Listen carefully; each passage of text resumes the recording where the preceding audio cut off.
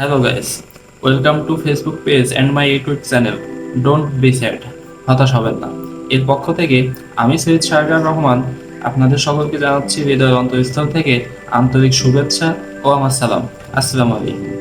দর্শক, পবিত্র কোরআনে ৬,০০০-এরও বেশি আয়াত আছে, যার ভিতরে ১,০০০-এর বেশি আয়াত বিজ্ঞানের সাথে সামঞ্জস্যপূর্ণ, যেগুলো আধুনিক বিজ্ঞান দ্বারা প্রমাণিত।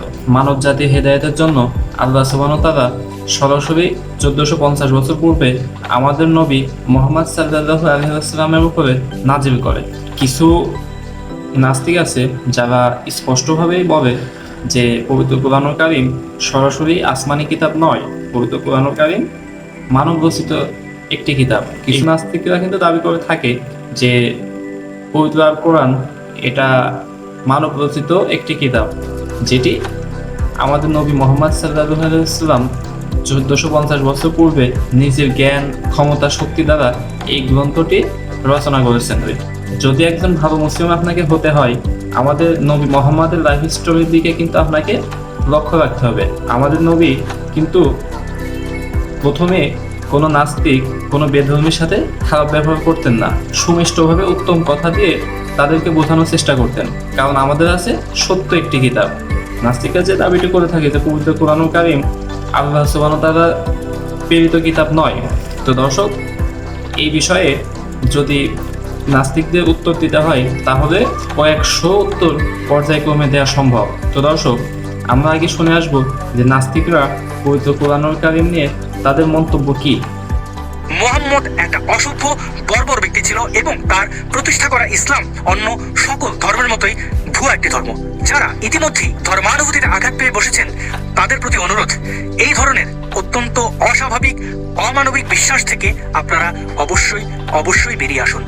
দর্শক, আপনারা স্পষ্টভাবে শুনবেন যে নাস্তিকরা সরাসরি কিন্তু নবী মুহাম্মদ সাল্লাল্লাহু আলাইহি ওয়াসাল্লামকে উদ্দেশ্য করে আমাদের ধর্ম নিয়ে যে মন্তব্যগুলো করে, আমরা ওদের জবাব, আমরা নাস্তিকদের জবাব তাদের সাথে তাদের মতো কথা বলে, তাদের মতো ব্যঙ্গ করে, তাদের মতো ধর্মীয় অনুভূতিতে আঘাত এনে আমরা তাদের কোনো উত্তর দিব না। আমরা চেষ্টা করব সঠিক ও উত্তম রূপে তাদের উত্তর দেওয়া। দর্শক, আমরা আজকে পবিত্র কোরআনুল কারীমের সূরা ইখলাস নিয়ে কথা বলবো। সূরা ইখলাস। কুল হুয়াল্লাহু আহাদ আল্লাহুস সামাদ লাম ইয়ালিদ ওয়া লাম ইউলাদ ওয়া লাম ইয়াকুল লাহু কুফুয়ান আহাদ।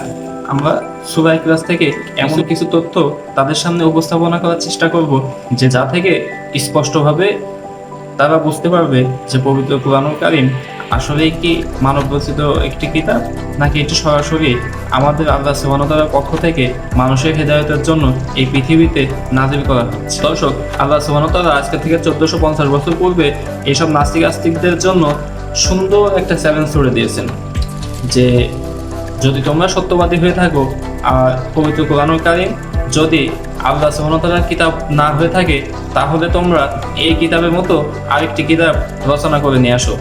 যা উল্লেখ আছে সূরা ইসরার ৮৮ নম্বর আয়াতে। তারপরে আল্লাহ সুবহানাহু ওয়া তাআলা তাদের চ্যালেঞ্জটা আরেকটু সহজ করে দিল।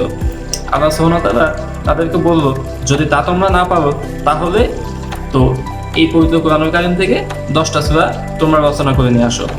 তারপরে দর্শক, আর এখানে কিন্তু শেষ নয়, তাও যদি তোমরা না পারো তাহলে তোমরা এই পবিত্র কোরআনুল কারীম থেকে যে কোনো একটি সূরা রচনা করে নিয়ে আসো, বা এর সমকক্ষ করে আরেকটি সূরা তোমরা তৈরি করো।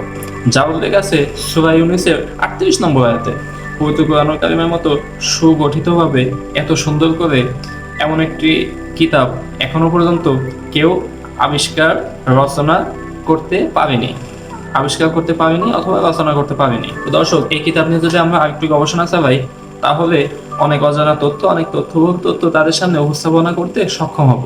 তো দর্শক, আজকে আমাদের আলোচ্য বিষয় হবে সূরা ইখলাস, যেটি পবিত্র কোরআনুল কারীমের ১১২ নম্বর সূরা, যার আয়াত সংখ্যা ৪।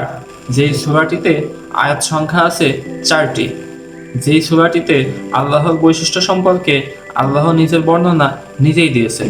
তো দর্শক, আমরা যদি আরেকটু লক্ষ্য করি যে সূরা ইখলাস পবিত্র কোরআনুল কারীমের ১১২ নম্বর সূরা, ১১২।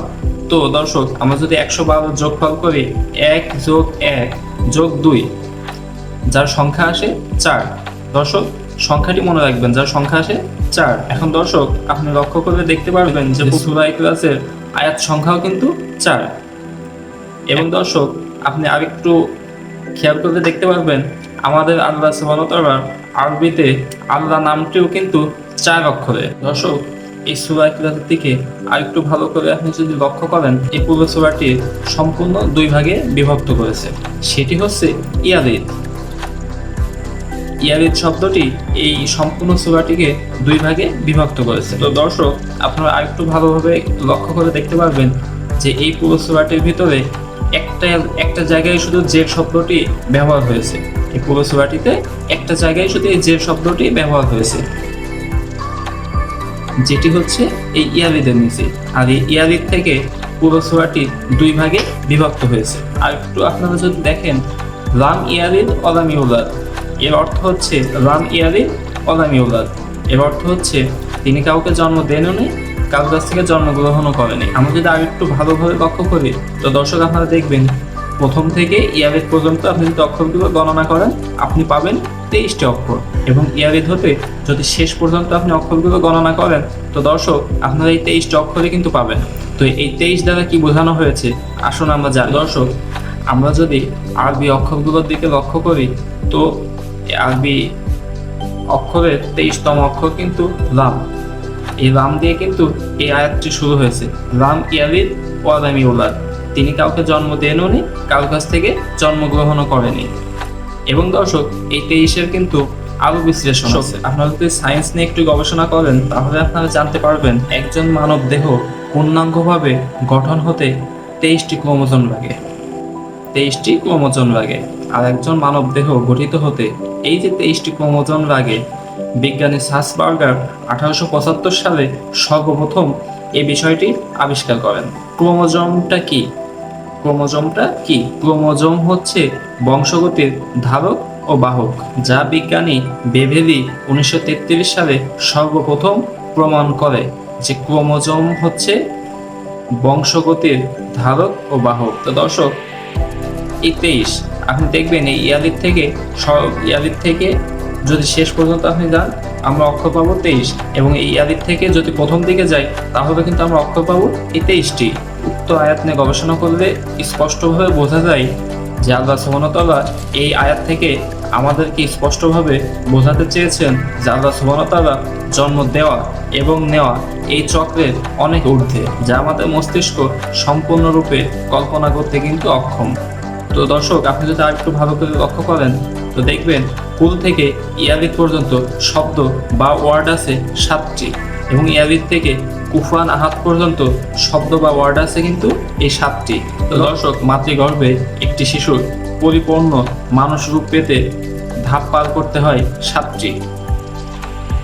1 তুরাব, 2 লুৎফা, 3 আলাক, 4 মুদগাহ, 5 ঈদগাম, 6 লাম, 7 ইনসান। এই 7টি ধাপ অতিক্রম করে মাতৃগর্ভে একটি পরিপূর্ণ মানুষ রূপে গঠিত হয়। তো দর্শক আমরা সূরা ইখলাস থেকে যতটুকু তথ্য পেয়েছি, যদি আরেকটু ভালোভাবে গবেষণা বিশ্লেষণ করা যায়, তাহলে আমার বিশ্বাস যে এই সূরা থেকে আরো অনেক বৈজ্ঞানিক তথ্য পাওয়া যাবে, যা দ্বারা আমরা প্রমাণ করতে সক্ষম হব যে পবিত্র কোরআনুল কারীম স্বয়ং আল্লাহ সুবহানাহু ওয়া তাআলার পক্ষ থেকে এই পৃথিবীতে নাজিল হয়েছে। পবিত্র কোরআনুল কারীম মানব রচিত কোনো গ্রন্থ হতে পারে না। আমাদের সামনে আমি এতক্ষণ যে বৈজ্ঞানিক তথ্যগুলো উপস্থাপনা করলাম, বিশ্লেষণ করলাম, এই তথ্যগুলো আজকে থেকে 1450 বছর পূর্বে কোনো মানুষের পক্ষে সম্ভব নয় এত সুগঠিতভাবে, এত গাণিতিক প্যাটার্ন মিলিয়ে, এত সুন্দরভাবে, এত বিশ্লেষণ করে একটি কিতাব রচনা করা।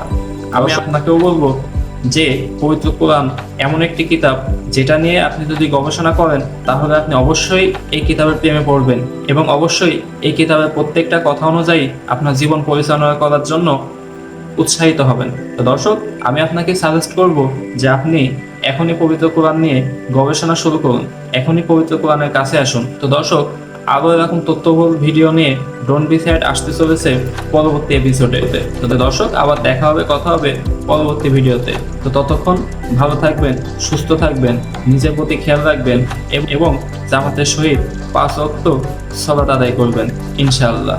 তো দর্শক আমি আজ ভিডিওটি আর লম্বা করবো না, এমনি ভিডিওটি অলরেডি অনেক লম্বা হয়ে গেছে, লেন্থি হয়ে গেছে। সবাই ভালো থাকবেন, সুস্থ থাকবেন। আসসালামু আলাইকুম।